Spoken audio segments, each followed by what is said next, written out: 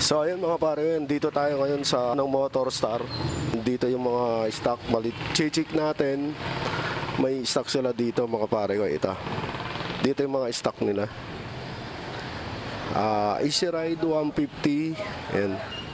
Easy Ride 150 yan mga pare ko. 150p. Carb tsaka FI. Tapos yung CL. Easy Ride 150 CL mga pare ko. Tapos may stock sila dito na Ninja 400. Ayan. Yung Ninja 400 yan. Tapos may second hand to mga pare ko. Mga second hand yan. Ito. Tapos dito tayo sa kabila mga pare ko. Dito. May stock sila dito sa kabila. Ayan. Ito yung Motorstar. Kulay blue mga pare ko.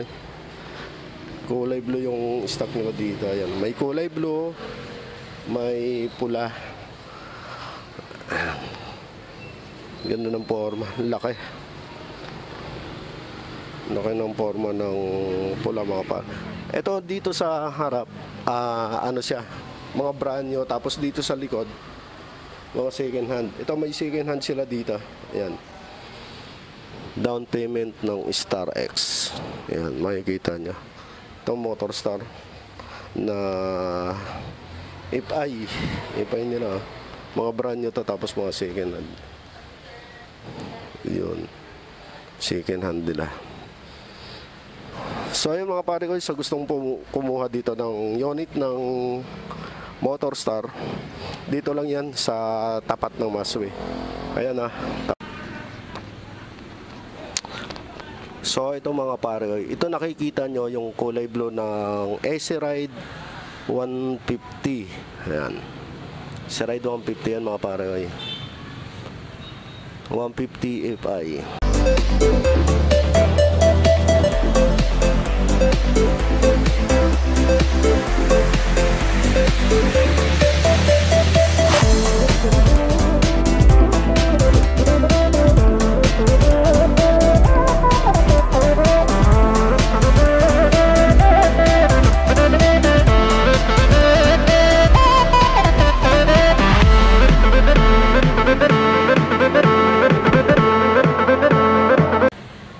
So yun mga pare ko, andito tayo ngayon sa Motorstar. So may nakita tayong dito silang Easy Ride 150 FI. Tsaka may stock sila dito na Easy Ride 150p. So ito, kukuha natin ng video. Tsaka re-reviewin natin tong FI nila na 150 mga pare ko. So dito tayo sa harap. Makikita nyo, may visor pa rin siya dito na parang Inmax style siya. Ayan, napakaganda yung kulay nito, kulay blue, glossy blue yung kulay na to. Ito yung FI na Easy Ride 150. Itong katabi nila, yung Easy Ride 150p na pula. Mas malaki itong Easy Ride 150p. Yung dalawa na yan, yung glossy blue at saka glossy red. Kaysa dito sa 150 FI. So makikita nyo mga pare ko, yung mukha niya sa harap, makikita nyo may ano siya dyan.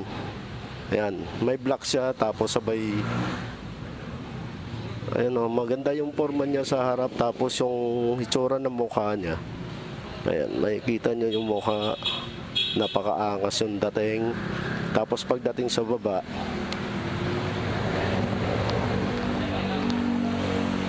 tapos ito, pagdating sa baba may ilaw sa dito. Ilaw din to. Di ko alam kung passing light ba yan o ano. Basta maganda yung forma ng mukha niya. Yung forma ng mukha niya ng mga pare ko, makikita natin para sa patulis. Dito ang titingnan natin sa side. Sa gilid niya, medyo patulis yung style ng mukha niya pag ganun. Kaysa dito sa 150p. 150p pa ganyan lang yung itsura niya, glossy na rin siya. So ito yung sa dito sa gilid ng 150 FI, makikita natin napakaangas pa rin yung may nakalagay dito na Motorstar, tapos may matte black sa dito na nagagano'n. Tsaka may ilaw sa dito, signal light nandito na rin. At saka makikita natin yung ilaw niya dito mga pare, LED na rin. At saka nandito yung detail running light niya, yung DL niya. Nasa baba. Kabilaan yan. Nasa baba yung detail running niya. Dyan, yan. Ayan yung DL niya. Hindi sa nasa taas, nasa baba. Parang hawig talaga sa ng style lang sa NMAX, diba? Tapos pagdating sa harap, maganda rin yung ano niya, front finder niya. Matibay yung pagka-plastic na nalagay nila dito ng Motorstar. Tsaka malaki na rin yung gulong. Ayan. Tsaka yung gulong niya mga pare ko ay tubeless na rin. Kikita natin dito. Malapad yung plate niya. Tsaka naka single pot caliper siya. May sensor siya. At saka yung sukat ng gulong niya mga pare ko, nakikita natin dito. 130/60 by 13. Malaki 13 yung kabuuan ng mags niya, yung gulong. Tapos dito, pagdating sa baba, may butas siya dito. Para pag inkis na tumatakbo kayo dyan, may pasukan ng hangin. Dagdag lamig din yan para sa makina natin. Mga pare ko. Yan yung ano sa ilalim niya. So dito, sa gilid, yan, makikita nyo sa gilid niya, nandyan yung may apakan siya dito. Ito hindi lang kasi nilagay yung apakan niya dyan para sa ganyan. Yan. Tapos pagdating dito, matte black. Tapos may nakalagay dyan na Motorstar. Tapos dito naka-glossy blue, tsaka may lining siya na puti.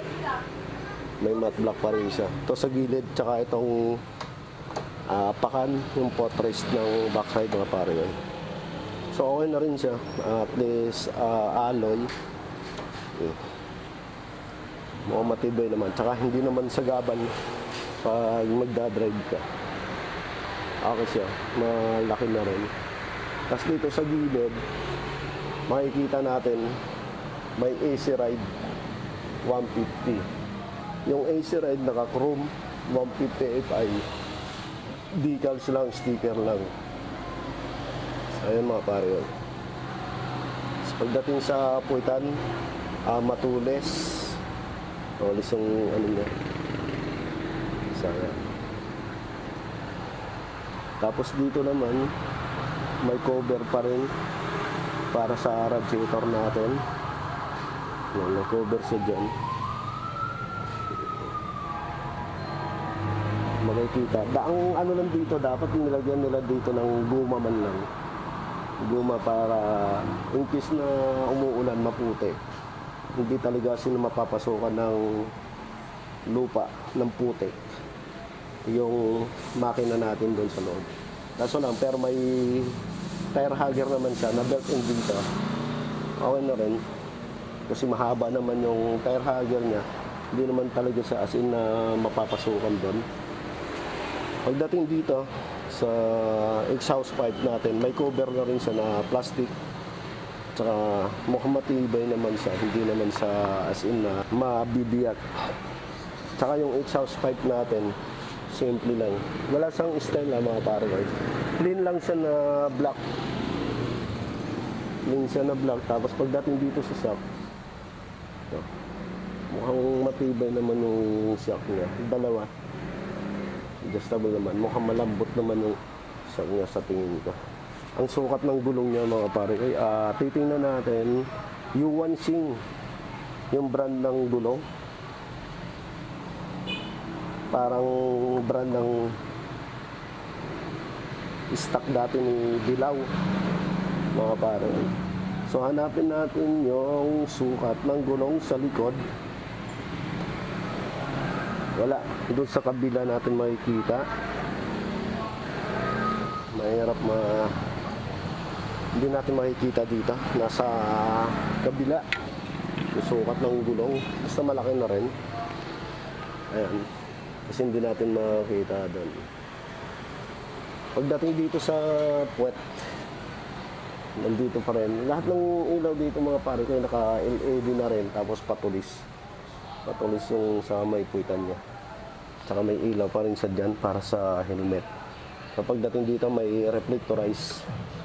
In case na paggabi, pag liliko ka, pag matamaan ng ilaw yan, magre-reflect pa rin yan, visible yan para sa mga sa gabi. Pati dito sa baba, may reflectorize pa rin siya dyan. Yan. So yan, dito tayo sa harap mga pare ngayon. Maganda yung harap niya, LED na rin. Yan. Saan dyan mga pare ngayon. Tsaka ito yung pinaka-handlebar niya. Grab bar. Okay na rin, malambot na rin siya. Pati dito. Ito yung may yellow switch siya. Ilaw. Hazard. Dito na rin naka-built-in yung hazard mo. Pero yan, pag ilagay mo dyan, hazard. Tapos yung sa ilaw. Tapos yung switch sa electric start. Tsaka high and low. Then signal light. Then busina. Yan. Kabilaan ito mga pare kaya disc brake na. Harap likod disc brake na siya. Tapos dito sa harap ay kita nyo. Yan, nakaganyan siya. Plastic lang din siya pero magandang klase naman. Tsaka may cover siya dito na may butas siya dito. Malalim naman. Tsaka ayan, nandyan yung charger port, USB charge. Ayan. Tapos andito na rin, yung sosi nito, ordinary pa rin yung sosi niya. Hindi siya naka-keyless mga pare. Dito yung bukasan ng pag magpapagasolina tayo, tapos yung sa upuan, iikot nyo lang dyan. Alam ko, pag i-on mo to, umiilaw to dyan, na ilaw ng blue yan. Tapos ito may pocket din dito na maliit. Ayan. Mukhang malalim din. Pocket para sa mga barya yan, mga barya yan. Itong cover dito, itong pocket dito, wala sang cover mga pare. Para sa USB pag nag-charge, dapat may cover sa man dito. Para in case na maproteksyonan yung cellphone na i-charge natin dyan. Tapos pagdating dito sa upuan, medyo malambot naman yung upuan niya. Okay naman siya.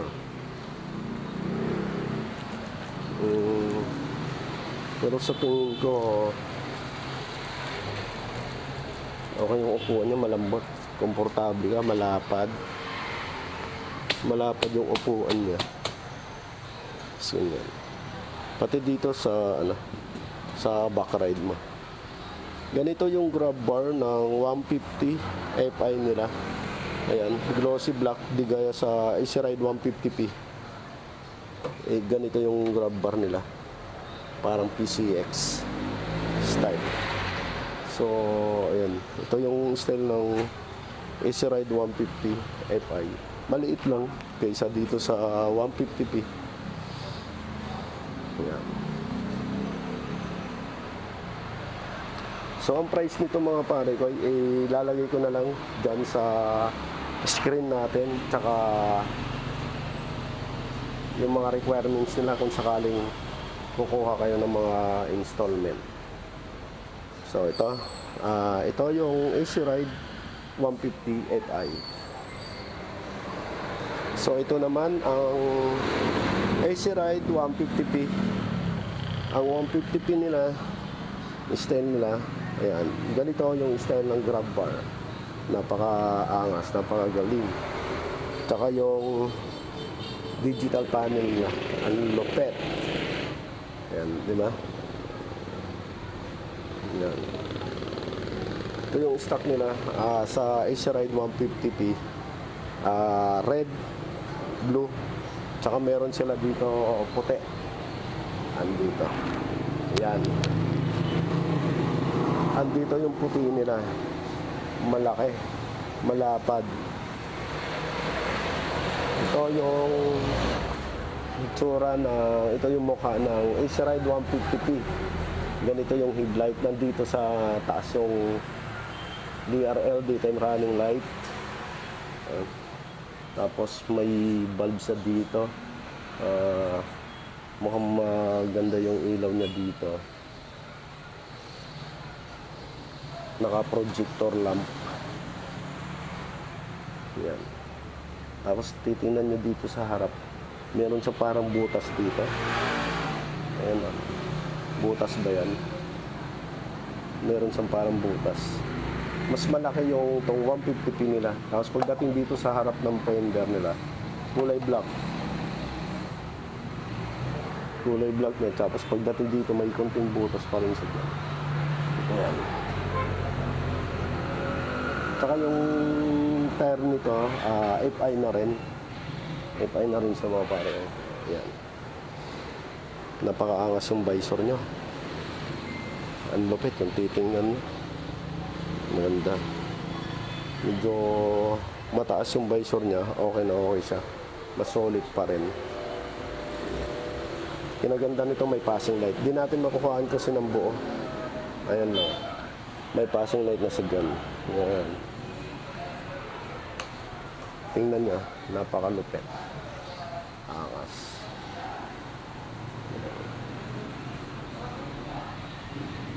Kulay puti.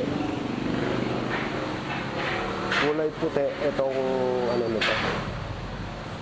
Unit. Tsaka makikita nyo yung grab bar style niya PCX. Yan.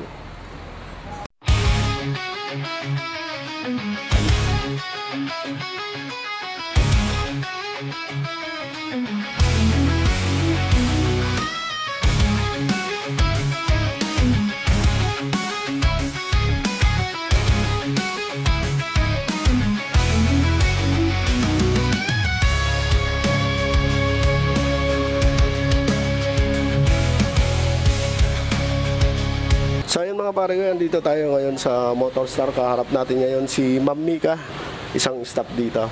Bali, ma'am, kung sakaling may mag-a-apply dito sa Motorstar sa branch ng Pulilan sa tapat ng Masui. Yun po, kung gusto niyo po mag-apply, yung requirements po natin dito is sa brand nyo po, lisensya, cedula barangay clearance, ID, birth certificate, tsaka po bill ng kuryente. Tapos, pwede po kayo mag-apply online sa Motorstar Pulilan. Motorstar Pulilan, mga pare ko, kung gusto ko kayong mag-apply. May co-maker na po ba kayo? Wala. Na. Pag 50 pataas po, meron pong co-maker. 50 years old pag po, 50 years old. tsaka 20 years old pa baba, may co-maker po yun. Bali, madali lang kumuha. Bali, One day process lang po kami. Sa ganun. Kung sakali ma-aprobahan ka ng pag-CCI, automatic Pwede ka na po mag-release within the day. within the day. Basta may pang-down, Opo. So kailangan huwag nyo kakalimutan, magdala kayo ng pang-down para ma-process nyo agad yung yung unit nyo. So ayan, maraming salamat kay Ma'am Mika. Tapos bisitan nyo lang kayo dito sa Motorstar Pulilan branch. Saka pakibisita nyo na rin yung Facebook page nila. So ayun mga pare ko, maraming salamat sa inyong lahat. Kung nagustuhan niyo man itong video na to, paki-like at paki-comment. Tsaka paki-subscribe na rin yung channel natin mga pare guys. Kung gusto niyo bumili itong AC Ride 150 FI tsaka AC Ride 150P, may stock sila dito mga pare guys. So hanggang dito na lang mga pare guys. Maraming salamat.